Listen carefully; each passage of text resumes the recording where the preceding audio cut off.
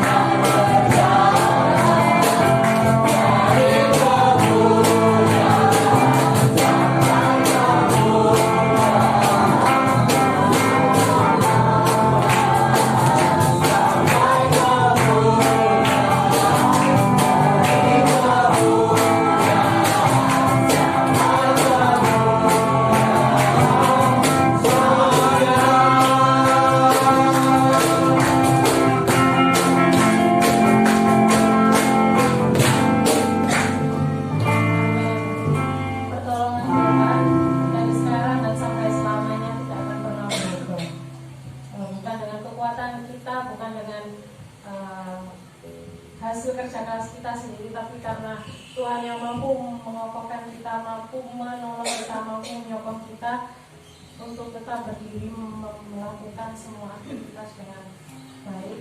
Maka dari itu pagi hari ini kita akan siapkan hati kita untuk mendengarkan kebenaran firman Tuhan dan dengan suatu pujian, bukan dengan kekuatan kita.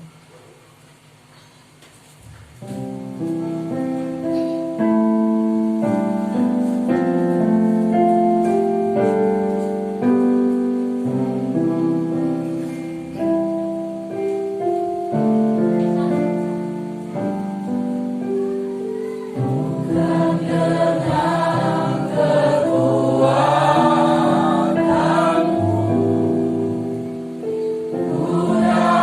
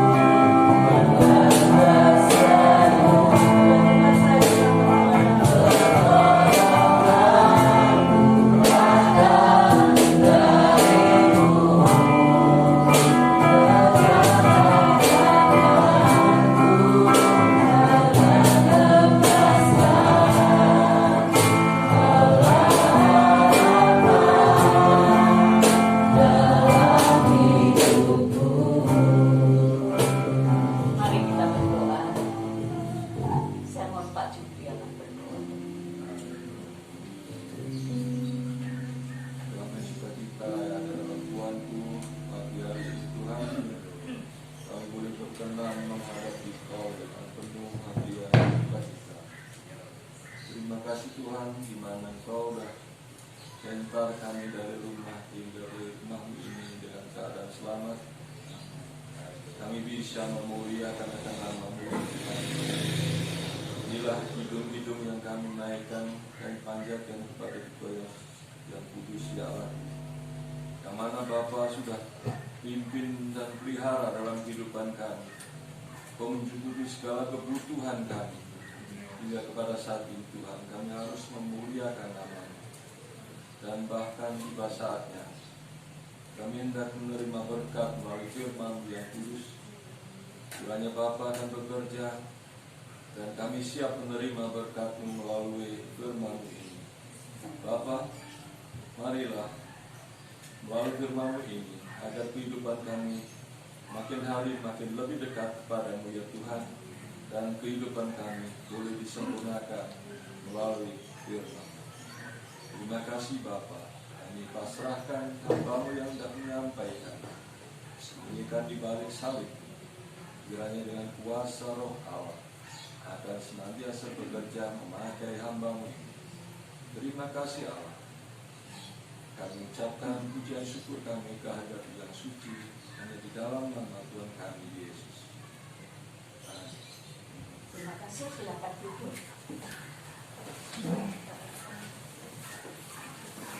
Kali ini saya mau izin untuk tidak pakai ini karena uapnya terlalu banyak ke kacamata sehingga saya nggak bisa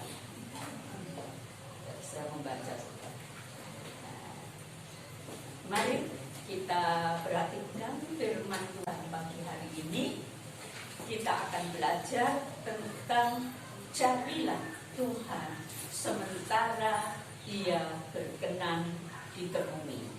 Carilah Tuhan sementara Ia berkenan ditemui. Saya dapat satu cerita tentang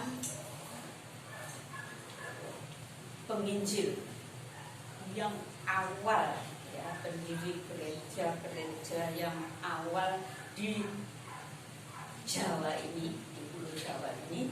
Memang ada beberapa banyak, ada yang berasal dari barat, tetapi ada juga yang kiai, saudara.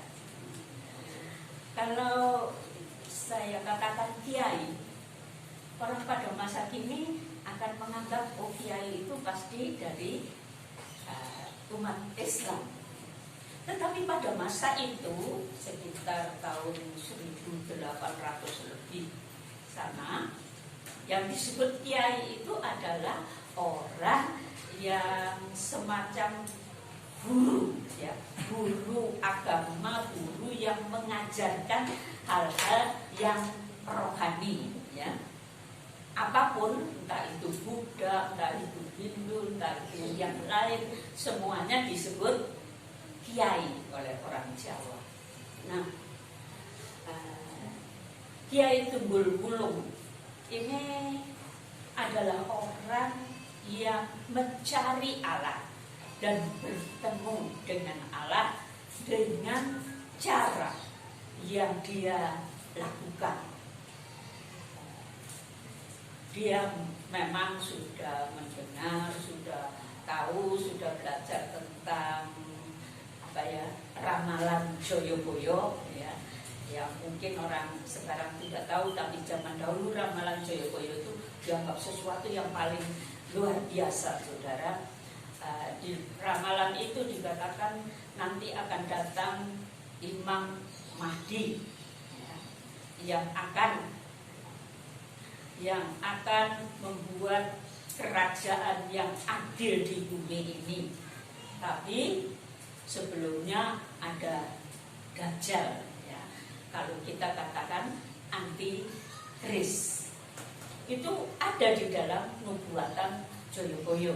Dan orang ini ingin tahu, orang ini rindu mencari itu.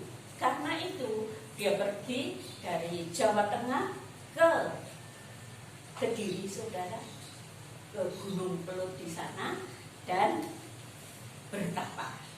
Ya, orang zaman dulu kalau mau dapatkan sesuatu, mereka pasti bertapa di Gunung Lot sana selama 7 tahun lamanya.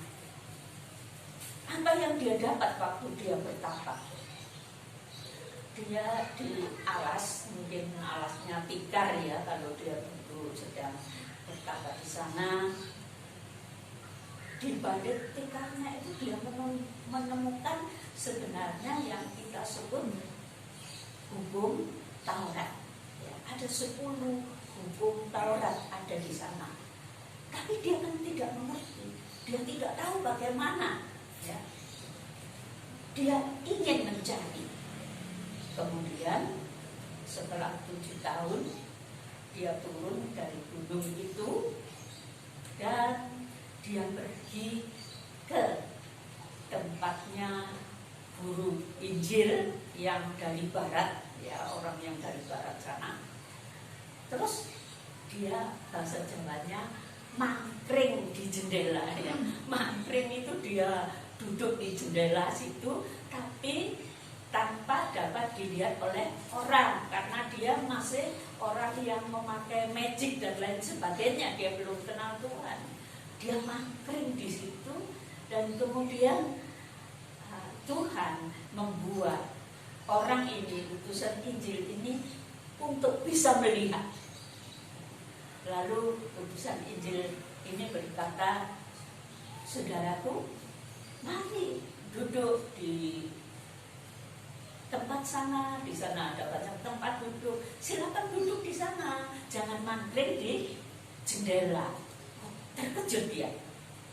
Berarti utusan Injil ini menurut dia orang yang lebih sakti dari dirinya, orang yang lebih sakti dari dirinya.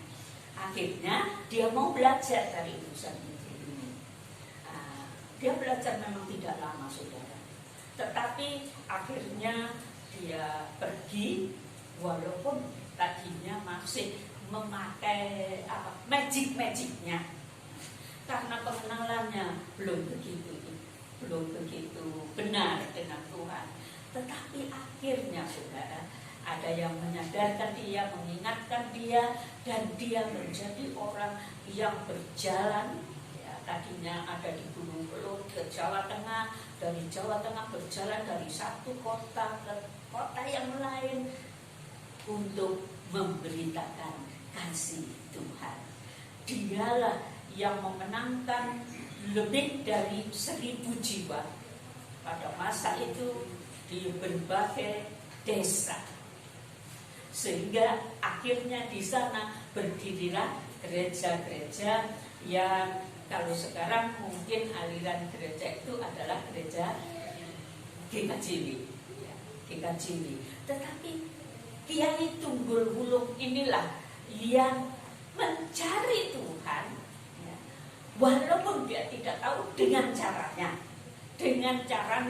dan Tuhan yang penuh kasih itu membawa dia untuk akhirnya mengenal Tuhan.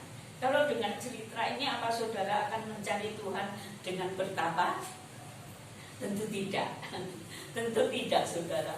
Saudara dan saya masih bersyukur tidak perlu bertapa 7 tahun. Saudara dan saya dibawa untuk bertemu dengan Tuhan. Amin. Tetapi satu hal yang penting, setelah saudara bertemu dengan Tuhan, saudara memiliki Tuhan, marilah kita ikuti langkah dari Tunggul Wulung ini, pergi memberitakan kasih Tuhan, memenangkan jiwa-jiwa yang lain. Nah, Bapak Ibu dan saudara sekalian, kita melihat di sana,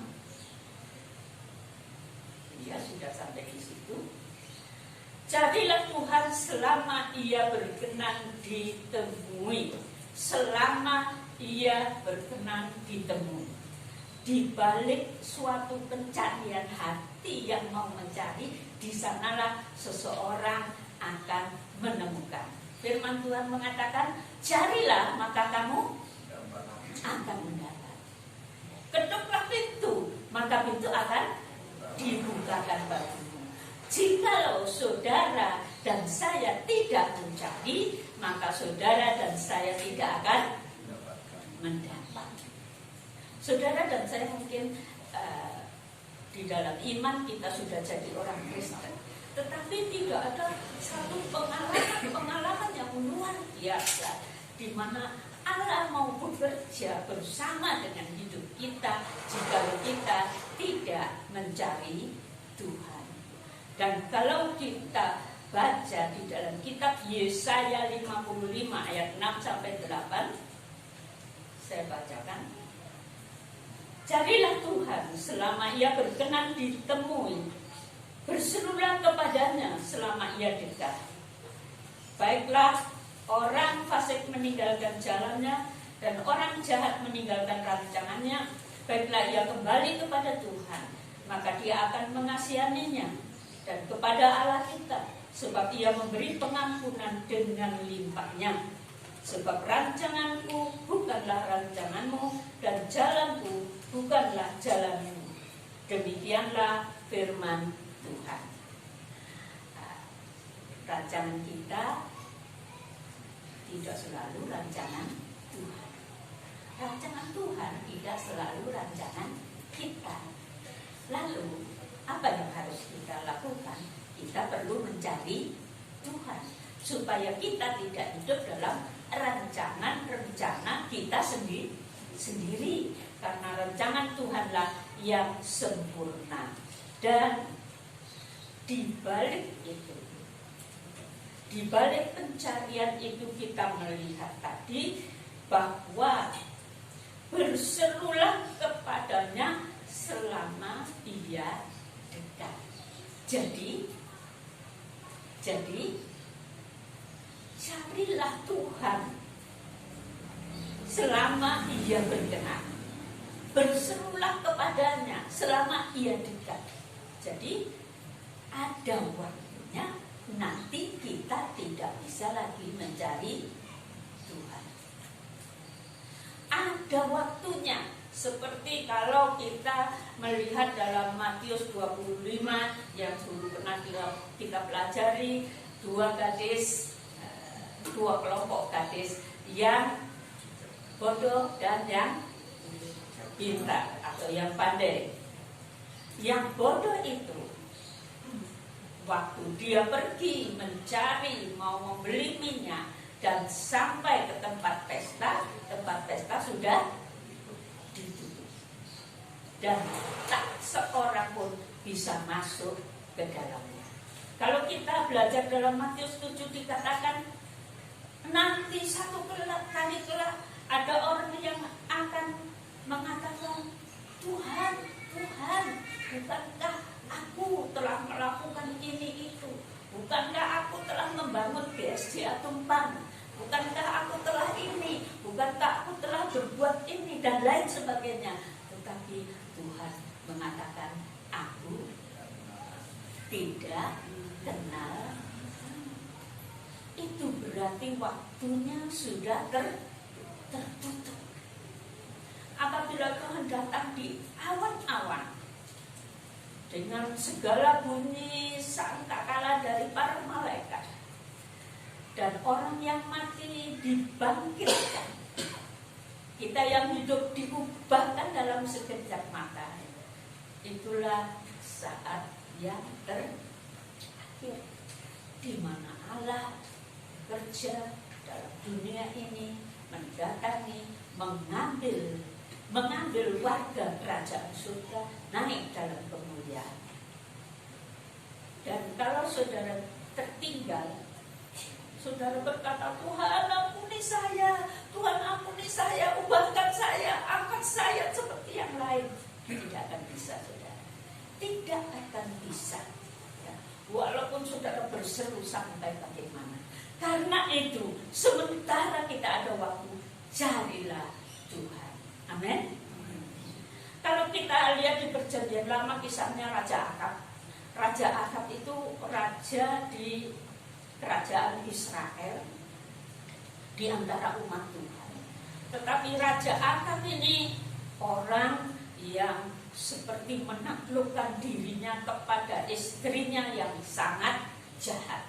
Istrinya yang menyembah berhala, istrinya yang bukan anak Tuhan. Raja Ahab ini begitu menurut mengikuti, tetapi Allah masih mengasihi dia. Allah mencari dia. Allah selalu memberikan nabi-nabinya untuk menegur dia. Allah memberikan Raja Yosafat, raja kerajaan Yehuda yang setia kepada Tuhan untuk membawa dia kembali kepada Tuhan. Tetapi Raja Ahab tidak mau mendengar suara Tuhan. Walaupun satu saat mujizat pernah terjadi bagi dia, tapi dia tidak sungguh-sungguh kembali kepada Tuhan.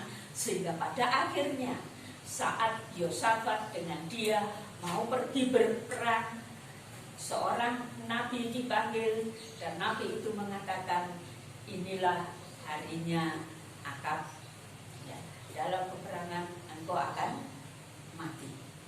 Tapi Ahab tidak mau mendengar, dan benar tidak ada lagi kesempatan bagi Ahab untuk bertobat.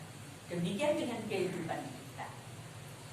Kalau ada orang-orang yang sudah mendengar firman Tuhan, selalu mendengar Roh Kudus berbicara dalam hatinya, dan dia tidak mau mendengar, bisa jadi satu saat Tuhan ambil dia tanpa ada kesempatan. Sebab itu sementara ada waktu, mari kita mencari Tuhan. Jangan kita menganggap remeh perihal mencari Tuhan. Yang terakhir dikatakan, waktu yang Tuhan beri adalah kasih karunia.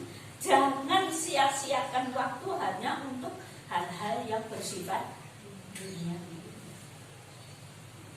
Kita diberi waktu oleh Allah. Kita diberi nafas kehidupan.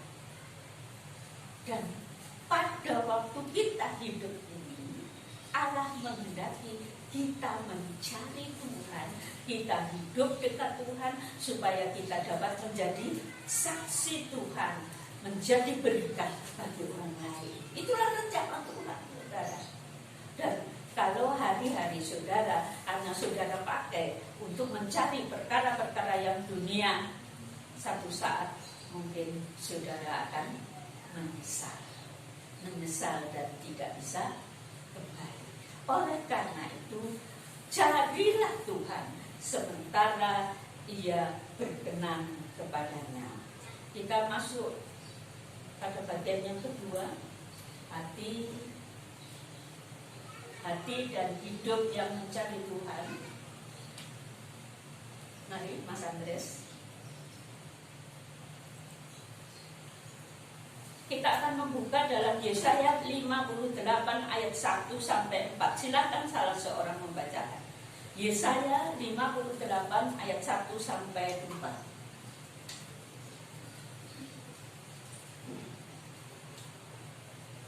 Silakan saudara.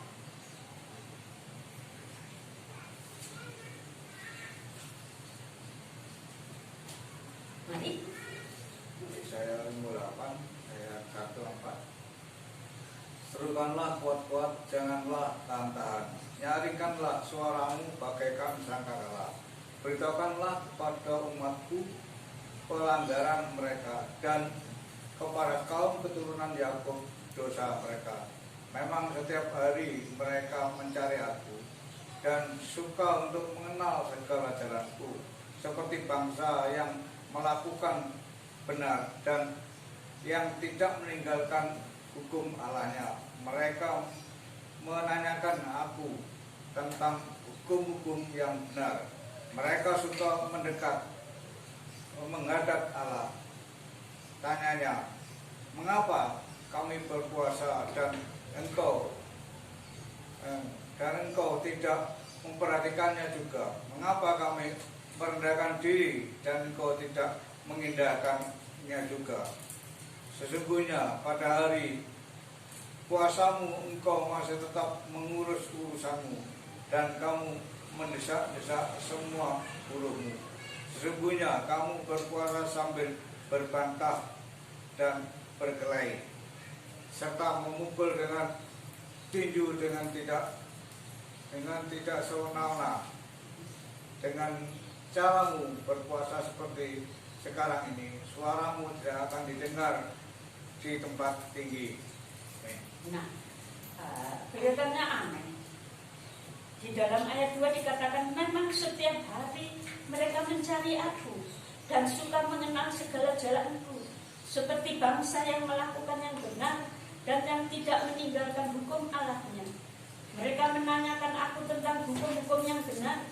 Mereka suka mendekat, menghadap Allah, tanyanya, dan seterusnya. Saudara, umat Israel yang ditegur oleh Nabi Yesaya pada waktu itu, mereka nampak kelihatan seperti orang yang mencari Tuhan. Mereka begitu setia datang ke rumah Tuhan. Mereka belajar tentang Alkitab. Mereka ingin tahu banyak. Seolah-olah mereka mencari Tuhan, katanya. Tetapi kata Tuhan, mereka tidak mencari Tuhan. Apakah kalau saudara datang ke gereja, saudara membaca firman Tuhan, saudara mendengarkan firman Tuhan, apa itu tidak mencari Tuhan? Itu juga bagian dari mencari Tuhan. Tetapi yang Tuhan mau, kita melakukannya bukan hanya yang di luar. Kelihatan datang dari Pakis misalkan, sekian banyak datang ke gereja, mereka rajin. Oh, itu sangat bagus, saudara. Tetapi kalau saudara ada di dalam gereja, hatimu tidak kepada Tuhan, maka engkau tidak sedang mencari Tuhan. Benar? Jadi mencari Tuhan, datang ke rumah Tuhan, memuji Tuhan bersama-sama, dan melakukan segala kegiatan gereja, memang itu yang dikehendaki oleh Tuhan. Tetapi bukan hanya yang di luar. Mencari Tuhan adalah dengan segenap hati kita, dengan segenap kehidupan kita. Kalau saudara sedang mendengarkan firman Tuhan dan saudara mengatakan, oh, mungkin anak saya yang mengatakan, oh, ibu itu memang mau menegur saya itu, dan lain sebagainya, mengatakan yang seperti itu. Kalau anak saya berkata begitu, itu namanya tidak sedang mencari Tuhan, saudara. Saat saudara ada di dalam rumah Tuhan, saat saudara mau mendengar firman Tuhan, bukalah hati. Tuhan, apakah yang engkau mau katakan kepada? Itulah yang dikehendaki Tuhan dalam mencari Tuhan. Saudara mendengar khotbah, saudara bisa berpikir macam-macam, saudara bisa berpikir pengetahuan, saudara bisa berpikir ini. Tapi yang Tuhan kehendaki, hatimu terbuka terhadap Tuhan. Amin. Saat mendengar firman Tuhan, bukalah hati, dengarkan. Saya kalau ada di dalam ibadah begini, saya selalu mau berkata, Tuhan, saya mau membayangkan, saya mau melihat Engkau yang sedang berbicara dengan mereka, bukan saya. Saya ada di belakangmu Tuhan, tapi Engkau yang berbicara. Dan itu adalah kehendak Tuhan buat kita semua. Jangan memandang manusianya, tetapi dengarkan, buka hati terhadap suara Tuhan. Maka Tuhan akan datang kepadamu dan berbicara di dalam hidupmu. Amin. Saudara mau mencari Tuhan? Kok cuma sedikit? Saudara semua mau mencari Tuhan? Bukalah hatimu terhadap Dia. Dia akan mendatangi engkau. Bukan hanya kiai tunggul bulung yang didatangi Tuhan, ditunjukkan kebenaran, tapi saudara dan saya akan dipimpin oleh Tuhan di dalam kehidupan ini. Kalau kita hidup mencari Tuhan, tentu tidak hanya di dalam gereja, tetapi dalam hidup sehari-hari mencari Tuhan dalam doa dan renungan firman Tuhan. Dua hal tidak bisa dipisahkan. Saudara berdoa, mencari Tuhan, memuji, menyembah Dia, tetapi saudara juga membaca, merenungkan firman Tuhan dan melakukan di dalam kehidupan ini. Kita kembali kepada Yesaya pasal 55 ayat yang ke-7. Baiklah, orang fasik meninggalkan jalannya dan orang jahat meninggalkan rancangannya. Baiklah, ia kembali kepada Tuhan, maka Dia akan mengasihi, dan kepada Allah kita, sebab Ia memberi pengampunan dengan limpahnya. Saudara mencari Tuhan, saudara bertemu dengan Tuhan. Pertemuan pertama kali dengan Tuhan adalah pada saat saudara bertobat dari segala dosa dan menerima Tuhan dalam hidup. Walaupun puluhan tahun saudara beribadah di tempat ini, dan saya tahu, saya percaya Tuhan yang hadir di tempat ini. Tetapi kalau engkau tidak pernah membuka hati terhadap Tuhan, engkau tidak pernah datang kepadanya dan mengatakan, Tuhan, saya penuh dengan dosa, ampunilah Tuhan. Engkau disalib, darahmu tercurah untuk mengampuni dosa-dosaku. Ampunilah Tuhan, kuduskan aku dengan darah. Sebelum saudara datang kepada Tuhan dan berkata seperti itu, saudara belum menemukan Tuhan. Ingat saudara, walaupun saudara mungkin ambil bagian yang banyak di dalam gereja, kalau saudara belum pernah bertobat dan menerima Tuhan dalam hidupmu, engkau belum bertemu dengan Tuhan. Engkau belum bertemu dengan Tuhan. Engkau belum memiliki hubungan yang hidup dengan Allah. Dan Allah menghendaki hal yang seperti itu. Bapak Ibu, saudara semua, Allah tidak ingin kita binasa. Allah tidak ingin kita sampai kepada satu tempat yang sangat mengerikan. Allah ingin kita selamat. Dan kita akan selamat kalau kita mencari Tuhan, bertemu dengan Tuhan. Dan pertemuan pertama itu harus ada dalam hidup kita. Adakah di antara saudara yang merasa tidak pernah berbuat dosa? Ada? Adakah di antara saudara yang merasa aku orang yang sangat baik, aku benar di hadapan Allah? Tidak ada, saudara. Tidak ada. Kita manusia berdosa. Allah itu begitu kudus. Tetapi Allah telah datang ke dalam dunia mengorbankan nyawanya untuk mengampuni dosa-dosa saudara. Tapi kalau saudara tidak berlutut di bawah kakinya, hatimu tidak engkau bawa kepadanya dan mohon keampunan, engkau tidak mendapat.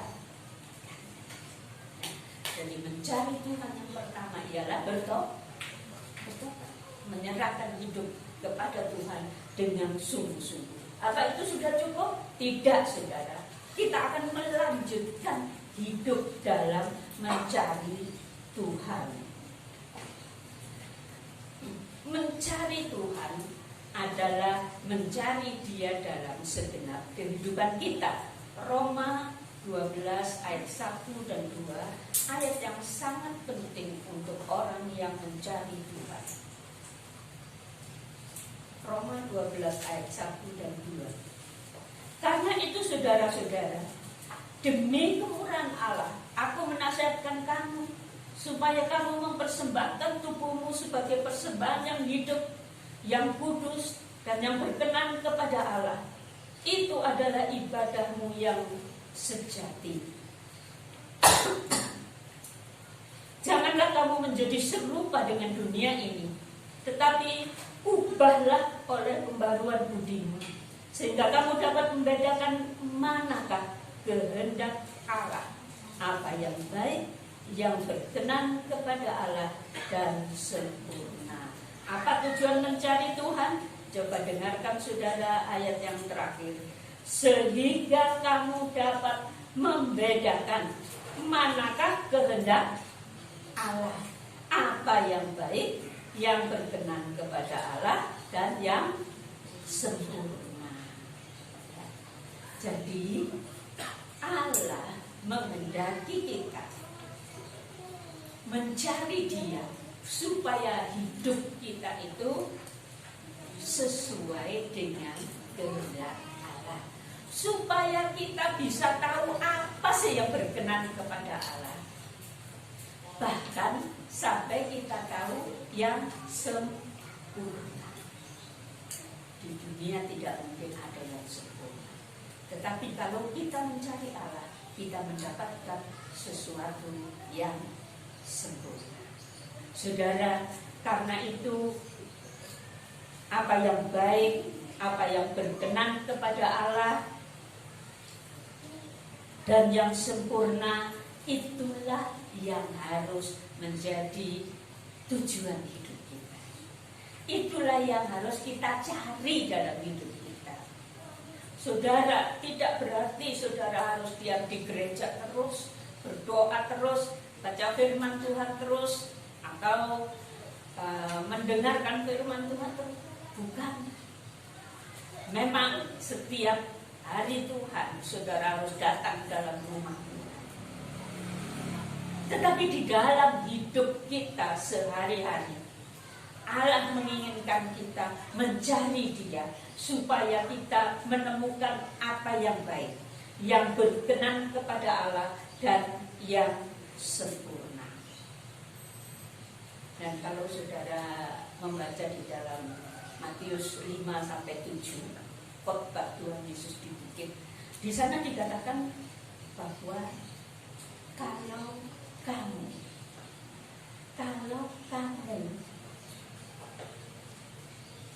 pergi mempersembahkan korban di dalam rumah Allah, dan kamu tahu dalam hidupmu ada sesuatu yang tidak baik dengan saudaramu, ada sesuatu masalah, ada sesuatu keadaan yang kamu tidak senang dengan saudaramu, Tuhan mengatakan apa saudara?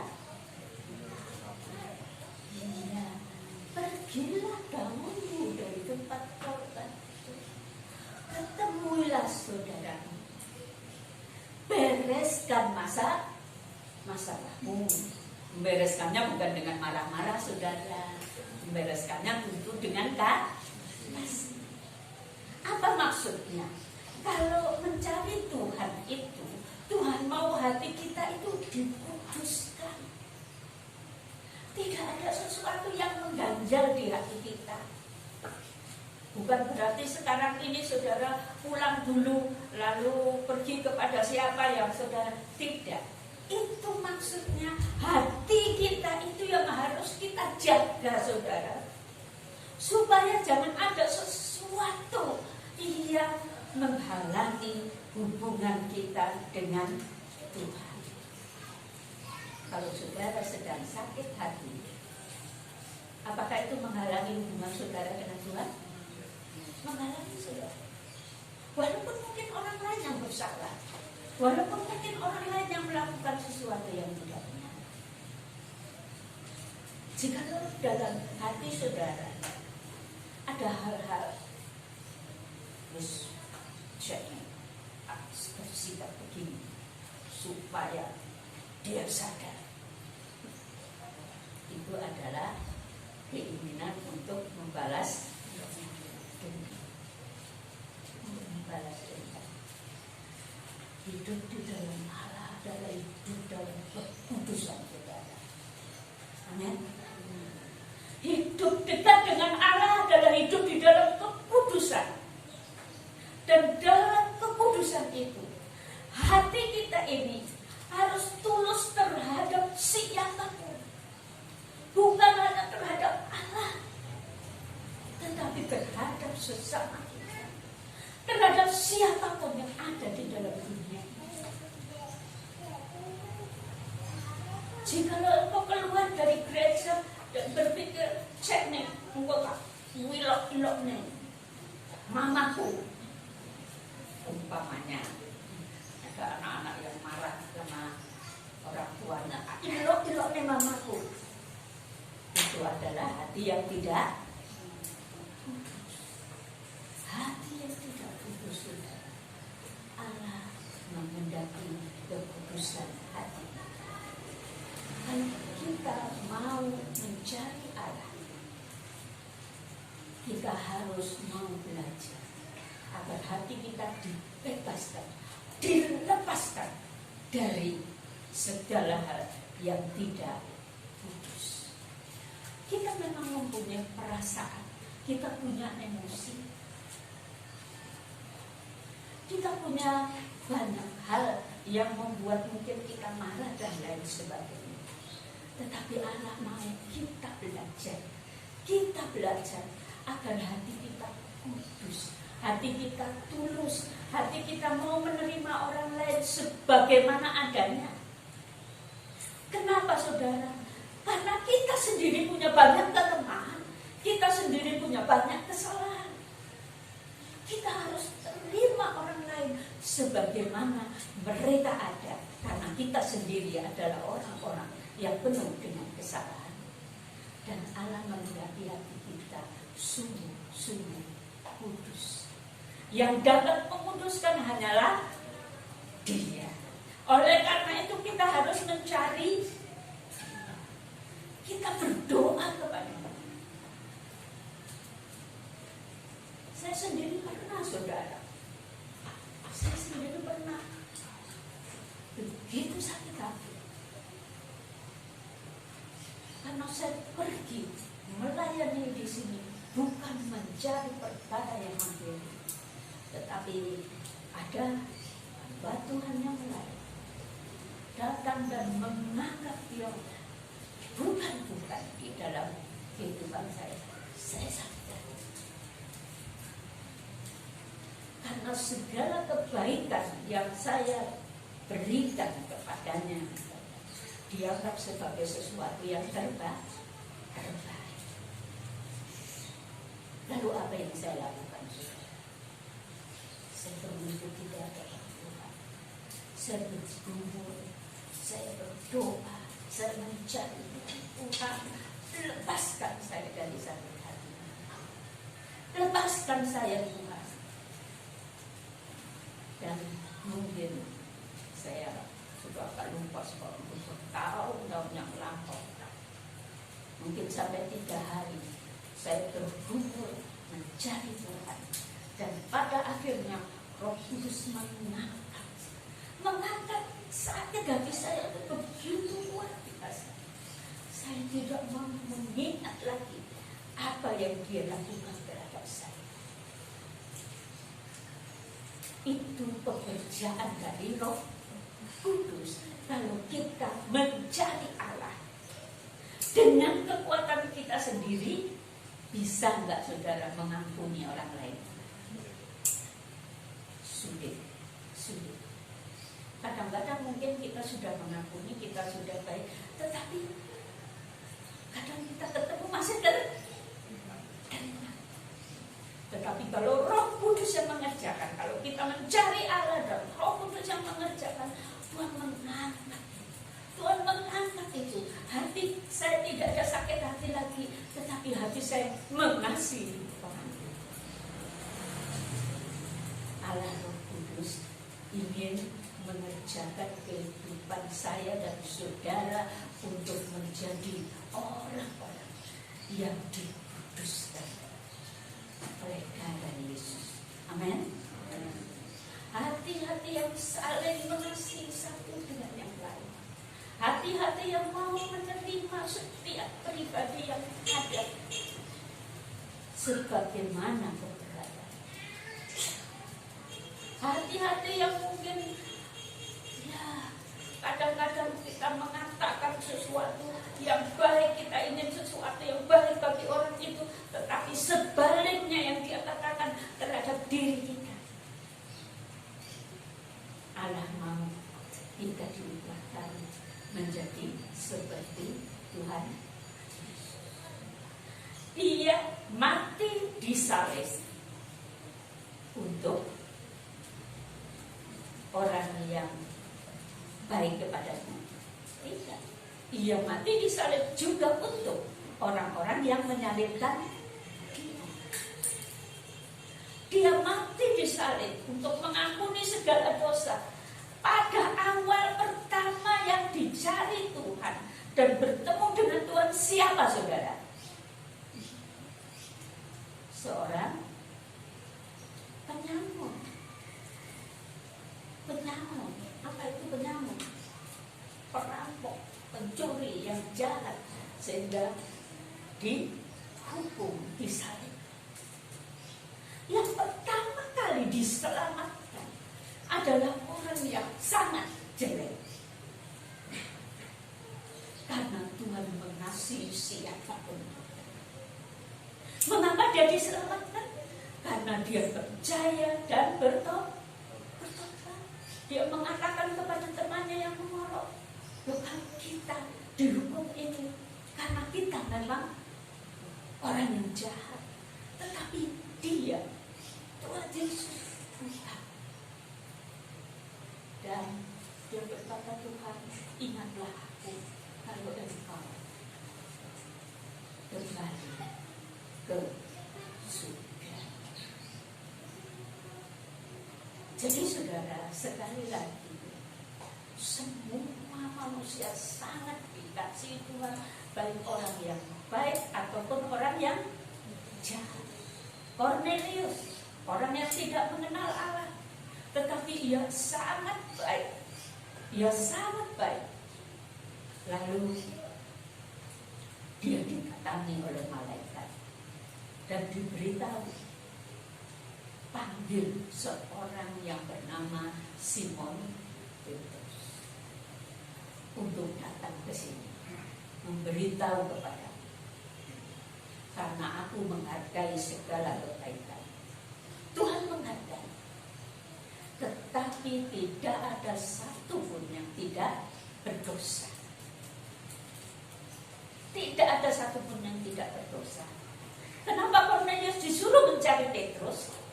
Karena supaya dia tahu, supaya dia mengenal bahwa Tuhan Yesus telah mati disalib untuk mengampuni dosa-dosa.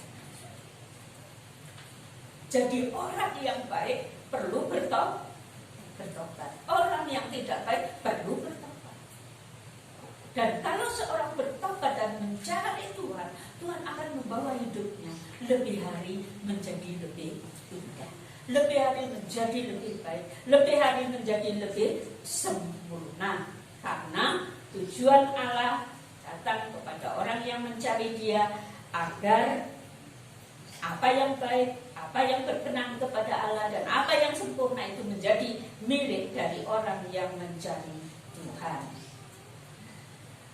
Kita mencari Tuhan di dalam segala macam keadaan. Saat saudara mengalami sakit yang berat, saudara mencari Tuhan. Saat saudara mengalami persoalan yang rumit, saudara mencari. Saat saudara merasa disakiti, saudara bukan balik menyakiti, tapi saudara mencari Tuhan. Dan Tuhan akan menolongmu. Hati yang mencari Allah di dalam segenap persoalan hidup, Allah akan memegang hidup. Allah akan menolong.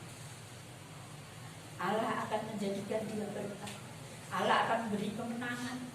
Tidak ada yang mustahil bagi Allah. Marilah hati kita bawa kepadanya, mencari Dia, dan di dalam hidup sehari-hari biarlah Roh Kudus itu memenuhi hidup saudara. Biarlah Roh Kudus itu yang memimpin hidup saudara. Biarlah Roh Kudus yang memegang hati saudara. Dan biarlah saudara mau mendengar suara Roh Kudus itu di dalam hidup kita sehari-hari. Terus terang, saya kadang-kadang berkata kepada Tuhan di dalam hati saya, Tuhan, saya tidak tahu apa yang harus saya katakan kepada orang ini. Saya tidak punya hikmat, Tuhan. Dan Roh Kudus akan datang menyatakan sesuatu.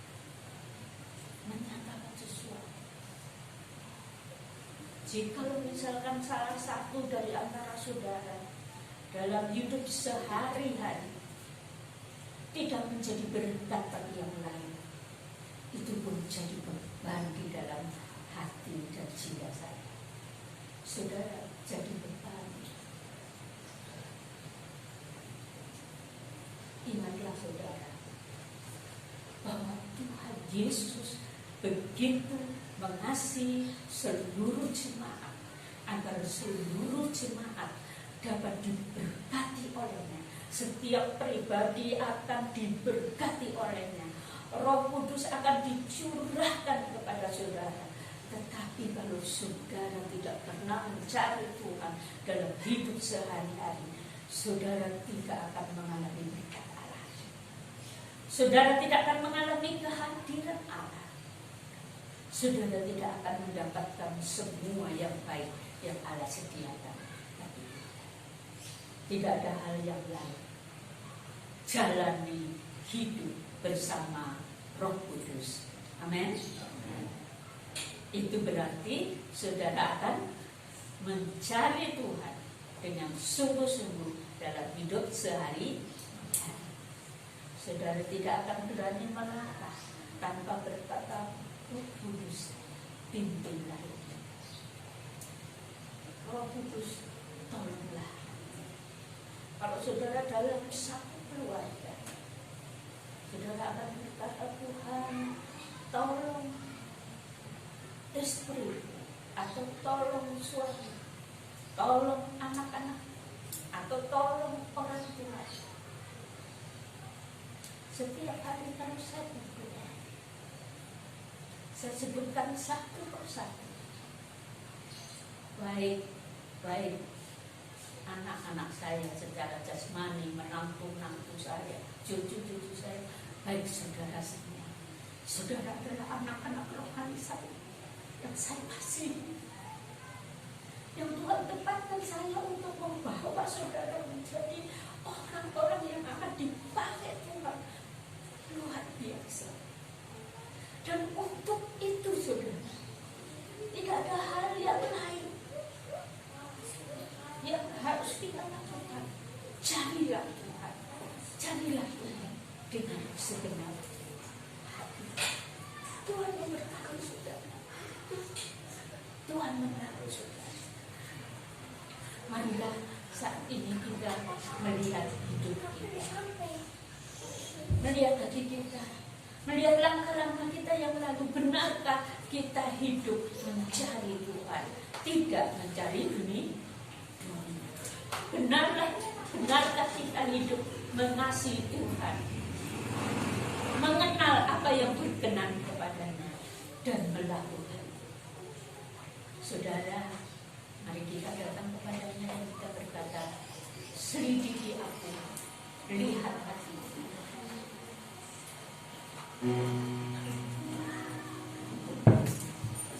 Mari kita berdiri bersama-sama.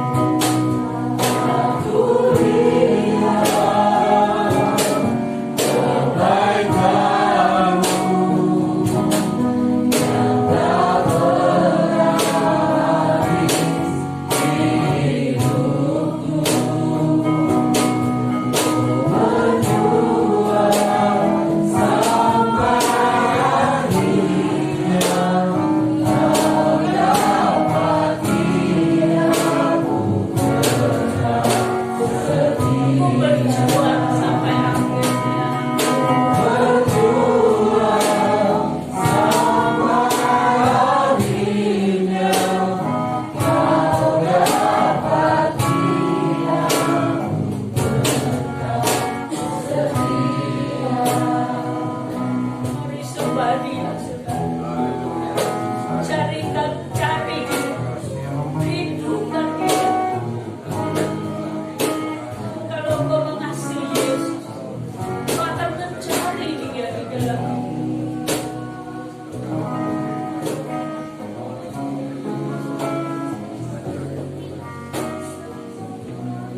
Roh Kudus ada di tengah-tengah kita, saudara. Roh Kudus sedang berbicara kepada pribadi itu satu persatu. Roh Kudus mengasihimu. Roh Kudus mau menolong. Roh Kudus mau memimpinmu. Berikan hatimu kepada Dia. Berikan hatimu kepada Dia. Dia akan datang dalam hidupmu. Dia akan menemui engkau. Dia akan menyatakan jalan-jalannya dalam hidupmu. Dia akan membimbingmu menjadi alatnya yang berguna bagi kemuliaan nama-Nya. Berikan hatimu kepada Dia. Berikan hatimu kepada Dia. Maka Roh Kudus akan hidup dalam hidupmu, membimbing, menyertai. Kita nyanyikan sekali lagi, selidiki aku, lihat hatiku. Nanti Ibu Nyoto akan berdoa buat kita.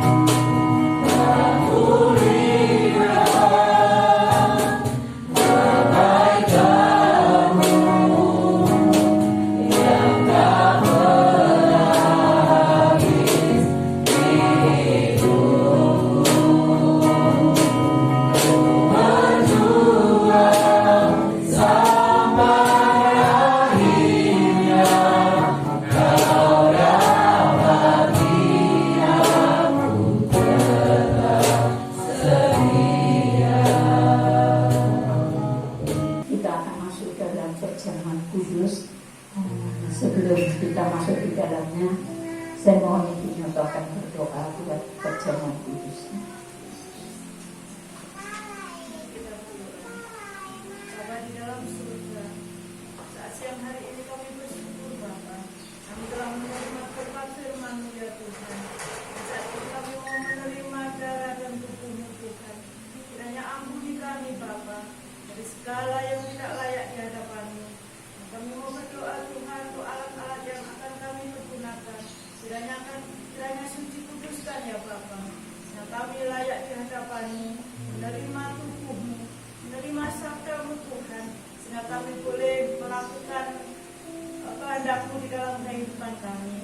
Urapi kami semua Tuhan, dan Roh Kudus-Mu mengurapi kami, melingkupi kami semua jemaat yang hadir saat ini. Di dalam nama Tuhan Yesus kami sudah berdoa. Haleluya. Amin. Sementara dibagikan perjamuan kudus, kita nyanyikan pada satu bukit.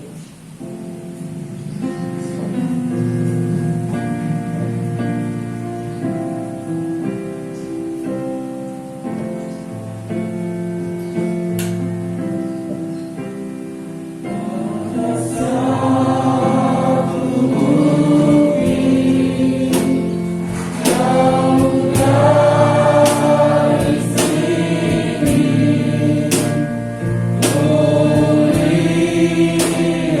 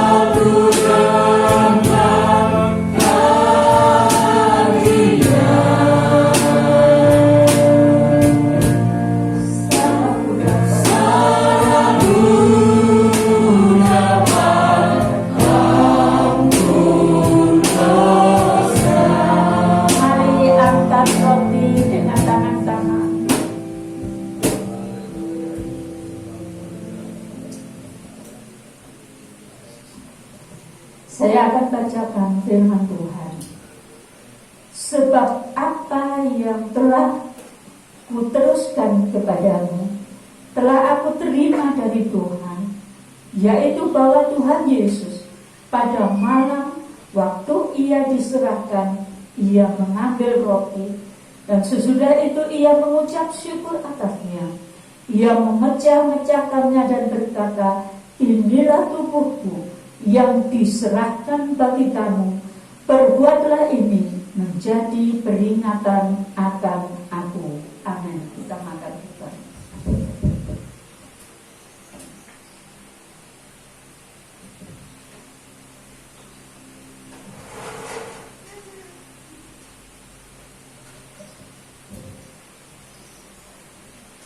Angkat cawan dengan tangan kanan, saudara. Demikian juga ia mengambil cawan sesudah makan, lalu berkata, cawan ini adalah perjanjian baru yang dimeteraikan oleh darahku. Perbuatlah ini setiap kali kamu meminumnya menjadi peringatan akan aku. Amin. Kita minum bersama.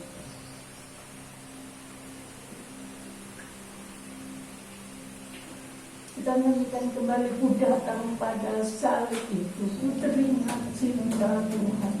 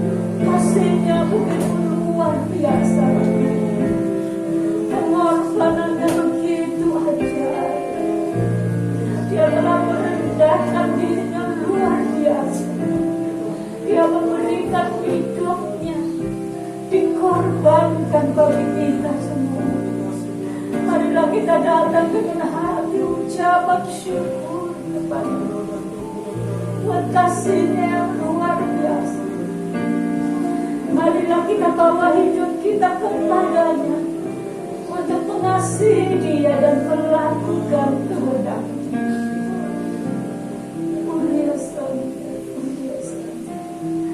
Ibu Setiati akan berdoa buat kita semua.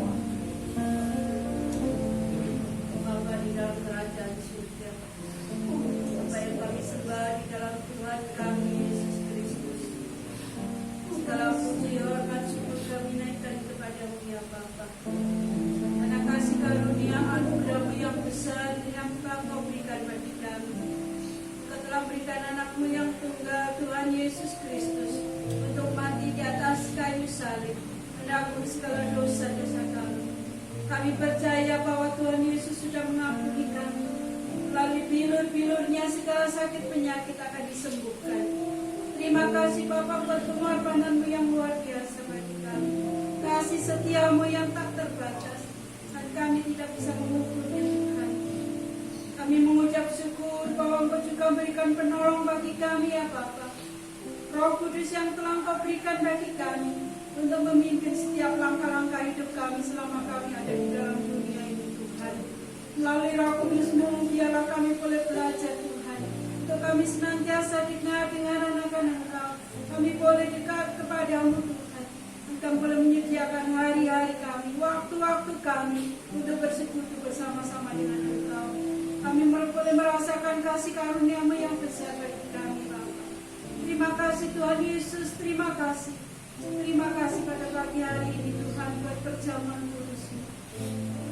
Biarlah melalui perjamuan kudus ini kami boleh mengingat segala kasih karunia-Mu yang besar bagi kami Tuhan. Pengorbanan-Mu yang luar biasa bagi kami. Dan kami boleh belajar kepadamu untuk lebih setia kepadamu Bapa. Terima kasih Bapa memberkati hamba-Mu yang telah menyampaikan firman. Memberkati setiap hal yang dirindukannya Tuhan. Pertumbuhan perkembangan gereja-Mu di tempat ini, pelayanannya Tuhan berkati. Dan kami percaya Tuhan akan memakai hamba-Mu lebih hari lebih heran Bapa. Terima kasih Bapa di dalam surga. Kau juga memberkati kami semua sidang jemaat-Mu melalui ibadah pada pagi hari ini Tuhan. Kami boleh diajar, kami boleh ditegur, kami boleh dibangun di dalam iman percaya kami kepada-Mu. Terima kasih Bapa. Terpujilah nama-Mu. Segala hormat, pujian, syukur kami. Dalam nama Tuhan Yesus Kristus kami naikkan segala doa kami. Haleluya. Marilah buka tangan saudara di hadapan Tuhan. Bapak Ibu Saudara yang terkasih, biarlah pagi hari ini kita pulang dengan segala berkat surgawi dari Bapa surgawi yang mengasihi kita.